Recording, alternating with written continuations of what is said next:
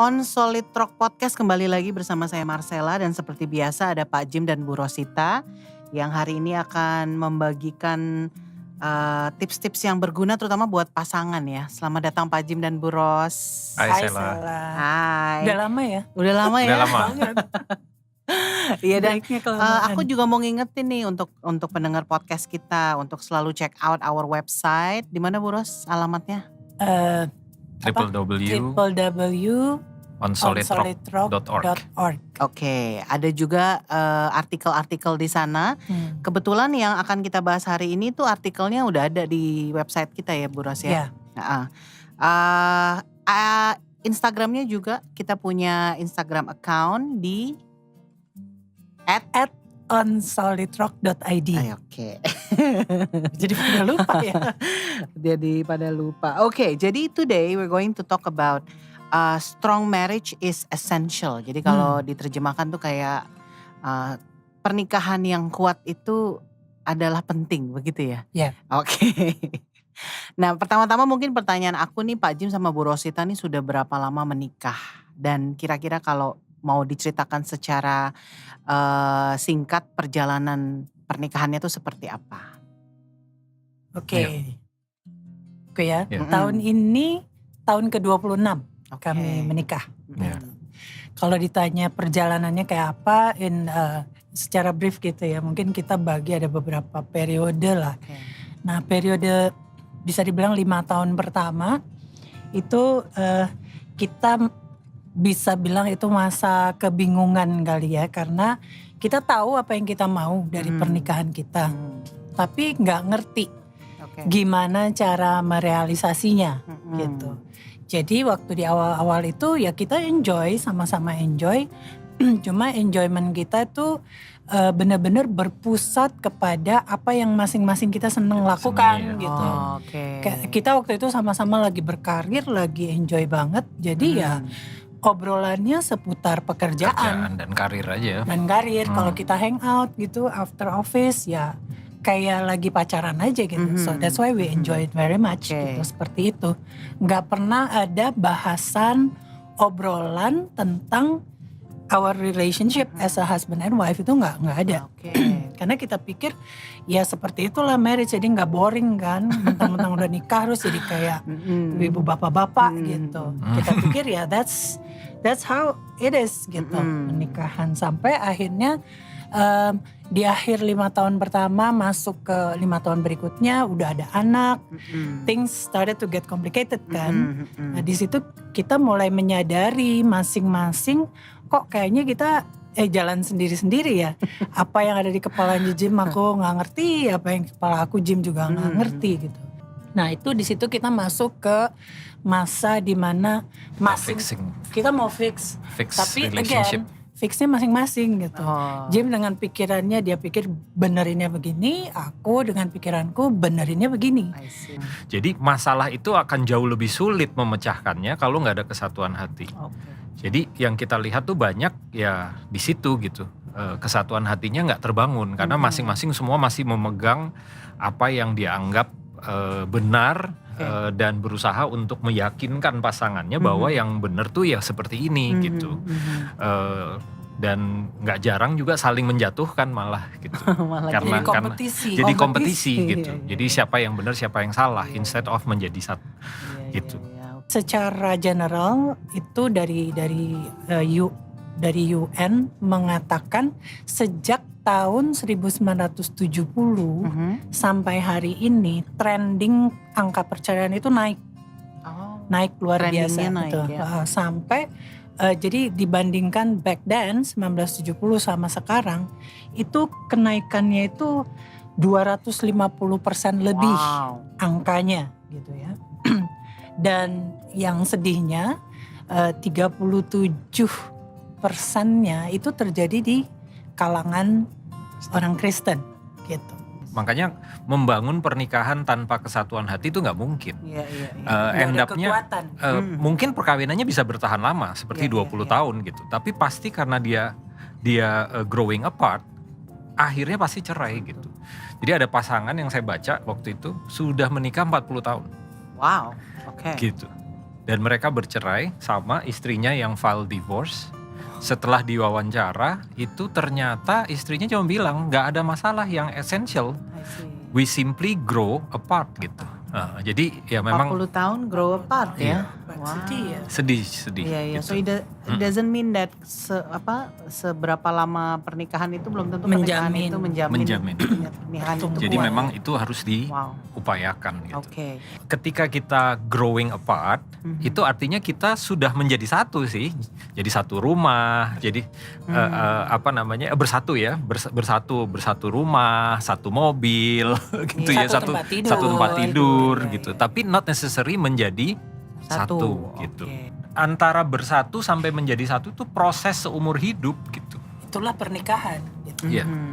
Proses menjadi satu. Gitu. Susah.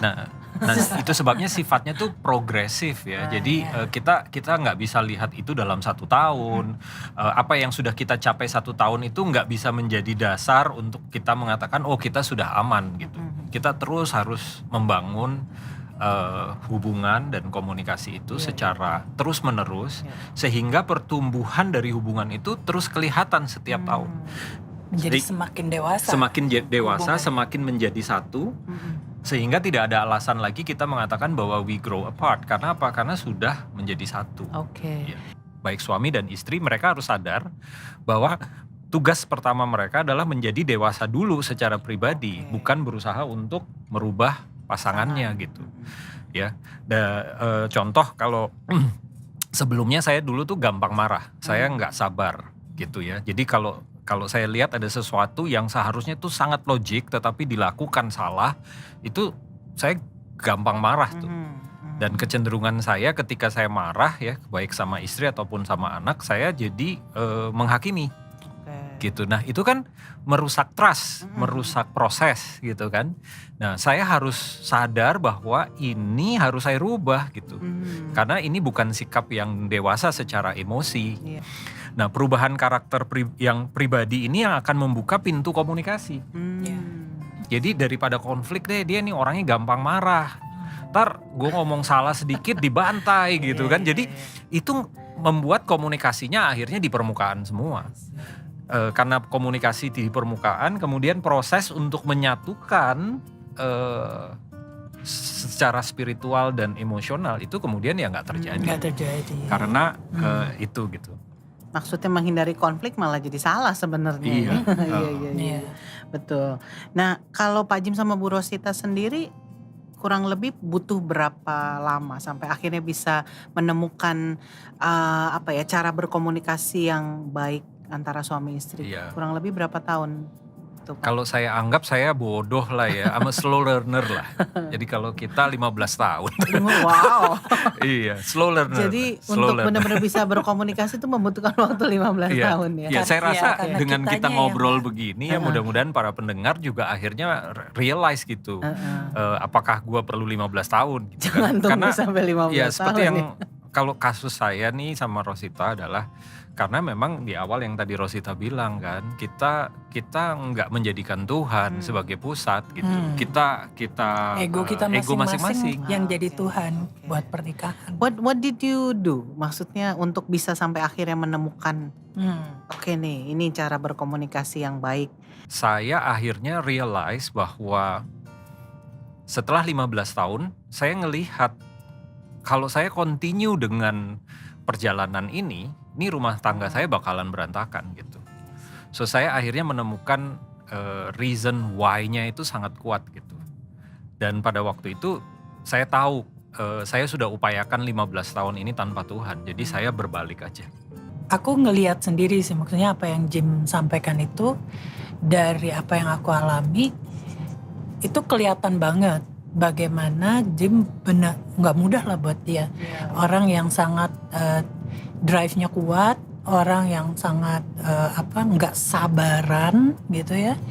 Itu untuk dia bisa mengendalikan dirinya, belajar mendengar tanpa belum udah ngegas gitu ya.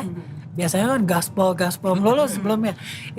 Itu aku ngelihat banget effortnya, dan I know itu bukan karena dia mau lakukan itu demi aku, tapi aku tahu banget dia lakukan itu tuh sejak Jim bener-bener spend time banget sama Tuhan. Oke, nah mungkin untuk pasangan-pasangan suami istri yang sekarang ini ingin sekali memperbaiki hubungan mereka, menguatkan hubungan mereka, tapi mereka tuh nggak tahu mulai dari mana atau harus bagaimana, apa yang harus mereka lakukan. Ada tips buat pasangan-pasangan ini, Pak Jim?